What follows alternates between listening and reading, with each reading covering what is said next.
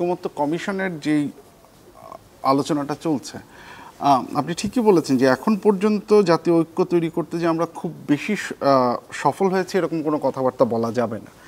এবং এই ক্ষেত্রে মানে প্রথমে যে প্রশ্নটি আপনি বললেন যে আমরা যেটা দেখলাম যে প্রধানমন্ত্রীর 10 বছরের মেয়াদটা শর্ত সাপেক্ষে নির্ভর করছে যে এনসিসিটাকে রিজেক্ট করতে হবে, তাহলে যেই প্রশ্নটা স্বাভাবিকভাবেই চলে আসে এবং যেটা নাগরিক কোয়ালিশনের একটা নন নেগোশিয়েবল পয়েন্ট, যে সাংবিধানিক বা জবাবদিহিতামূলক যে প্রতিষ্ঠানগুলো আছে সেই প্রতিষ্ঠানগুলোতে আপনি দক্ষ যোগ্য অর্থাৎ স্বাধীনভাবে এগুলোকে নিয়োগ করার প্রক্রিয়াটা কি হবে এক, এবং এই প্রতিষ্ঠানগুলো যাতে হচ্ছে স্বাধীনভাবে কাজ করতে পারে সেটা আপনি কিভাবে নিশ্চিত করবেন, এই প্রশ্নটার এখন পর্যন্ত কোনো উত্তর আসেনি।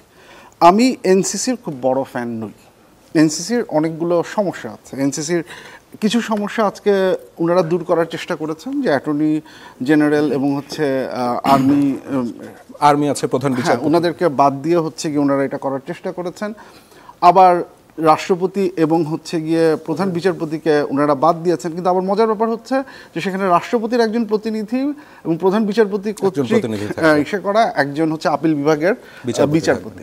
তাহলে বিএনপির যে আপত্তিটা ছিল যে এখানে অনির্বাচিত ব্যক্তি থাকার, তা আপনি তো সেই কনসার্নটাকে হচ্ছে গিয়ে আপনি অ্যাড্রেস করলেন না। তাহলে আপনি এমন একটা বিকল্প কাঠামো নিয়ে আসলেন, সেটা আসলে কতখানি যোগ্য হবে সেটা একটা প্রশ্ন। এই কথাটা আমি এই কারণে বলছি, এটা খুব গুরুত্বপূর্ণ একটা সংস্কার, এবং এই সংস্কারের ক্ষেত্রে একটা বিএনপি নিজস্ব একটা প্রস্তাব যেটা ছিল যে আমরা সাংবিধানিক প্রতিষ্ঠানগুলোতে নিরপেক্ষ লোকদের নিয়োগ দেবো এবং সেক্ষেত্রে আমাদের সংসদীয় কমিটি দ্বারা এই প্রার্থীদের ভেটিং নিশ্চিত করতে হবে।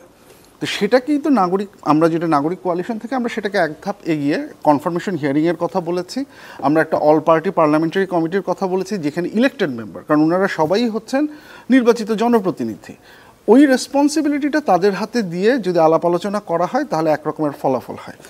কিন্তু যে জায়গাটা এসে সমস্যাটা দাঁড়িয়েছে, যেটার ব্যাপারে আমরা খুব ক্লিয়ার কোনো ইন্ডিকেশন পাচ্ছি না, এই যে প্রিন্সিপালটা, এই যে নীতিটা, যে সাংবিধানিক প্রতিষ্ঠানগুলো এই ক্ষেত্রে হচ্ছে কি আমার নিরপেক্ষ নিয়োগ দেওয়া লাগবে, এই ব্যাপারে রাজনৈতিক দলগুলো একমত কিনা, এই জায়গাটা কিন্তু আমি খুব পরিষ্কার ইন্ডিকেশন পাচ্ছি না। কারণ বিএনপির কাছ থেকে এই বিষয়ে বিএনপি একদিকে বলছে, আজকে যদি আপনি সালাউদ্দিন আহমেদের সাহেবের বক্তব্যটা শোনেন, একদিকে উনি শক্তিশালী দুদক এই সকল কিছুর কথা উনি বলছেন, তার মানে উনি এগ্রি করছেন যে এগুলোকে স্বাধীনভাবে কাজ করতে হবে। আবার কি প্রক্রিয়ায় করতে হবে সেই ব্যাপারে কিন্তু এসে উনি বলছেন যে আপনি প্রধানমন্ত্রীর ক্ষমতা কমাতে পারবেন না।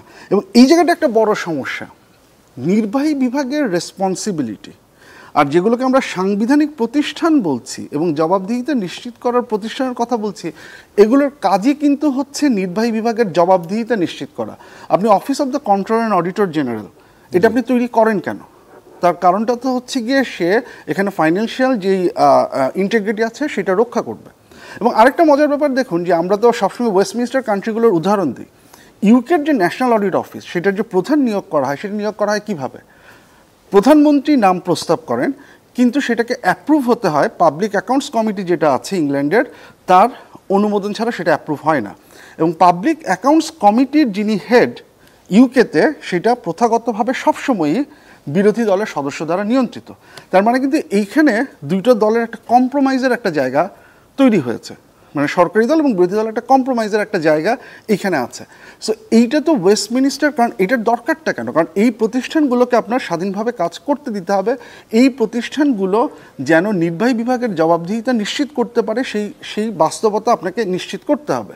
এখন আপনি যদি বলেন যে এগুলোকে নিয়ন্ত্রণে রাখা নির্বাহী বিভাগের দায়িত্ব, তাহলে তো নির্বাহী বিভাগ আপনি হচ্ছে গিয়ে একই সাথে হচ্ছে গিয়ে সংসদীয় যেই সার্বভৌমত্বের কথা আমরা বলি সেই আইডিয়া এবং জবাবদিহিতা নিশ্চিত করার প্রতিষ্ঠানের যে দায়িত্বটা, সেই জায়গাটা থেকে তো হচ্ছে গিয়ে আপনি পার্থক্যটা করতে পারছেন না। এখন এটা কেন করতে পারছেন না এটার উত্তর আমার কাছে নেই, কিন্তু এইটার উত্তরটা তো আমাদের বের করতে হবে। অন প্রিন্সিপাল আপনি আবারও আমি বলছি যে অন প্রিন্সিপাল এই জায়গাটাই যদি আমরা একমত হই, আপনি যদি এনসিসিতে এগ্রি না করেন দ্যাটস ফাইন, আজকে যেটা ঐক্যমত্য কমিশন বললো সেটাতে যদি আপনি এগ্রি না করেন দ্যাটস ফাইন, তাহলে অল্টারনেটিভ মেকানিজমটা কি হতে পারে? এখন পর্যন্ত তো আমরা খুব স্পষ্টভাবে বিএনপির কাছ থেকে এরকম কোনো প্রপোজাল আমরা পাইনি। তারা দুটোকে রিজেক্ট করেছেন, রিজেক্ট করা তাদের অধিকার, তারা রিজেক্ট করতেই পারেন, কিন্তু কি উপায়ে তারা বলেছেন আইন চেঞ্জ করে।